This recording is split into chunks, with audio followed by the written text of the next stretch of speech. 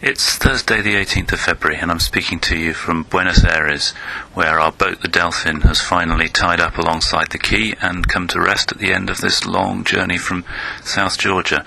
And communication from the Delphin was really quite difficult, so I haven't recorded every day, and I just wanted to give you a little feel of a few things of what life was like on what was for me the longest journey I've made on a ship. We've been since Sunday out at open sea, and Sunday was great. First thing in the morning there was a service in the Grand Salon which was totally incongruous. You can't imagine a place that's less likely to have a service in it, a bar at one end and a sort of theatrical show space at the other, and us having a service at 8:30 in the morning was great.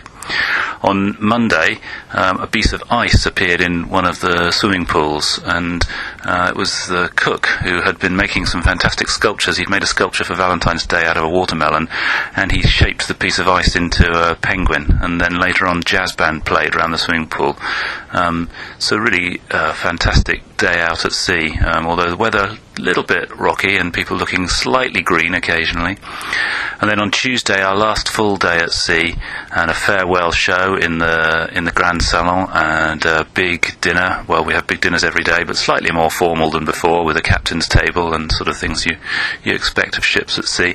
And then Wednesday, very exciting, because we got up and we could see off in the distance by about sort of mid-morning some things that looked like islands and turned out to be hills, and our first sight of South America. And we've gone from South Georgia at 55 south to Montevideo at about 35 degrees south, and a fantastic morning on the deck in the open sunshine was rewarded by some rather red skin later on in the day for all of us. We were taking advantage of the sunshine, but maybe took a little bit too much advantage.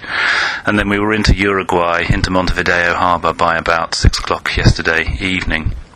And just too little time, really. It would be great to have some time here to look around, because the place just looks fascinating. Centre of town, old buildings, some slightly run down, some derelict properties, some really interesting places. Just not enough time to explore. And then 10:30 tonight we slipped from the side of the quay and sailed out of Montevideo with the jazz band playing on the pool deck. It was just magical, and the stars were out. I went up to the front of the ship about 1 in the morning and just lay under the stars as we sailed across the estuary towards Buenos Aires. It's about 120 miles, I think, from Montevideo to Buenos Aires.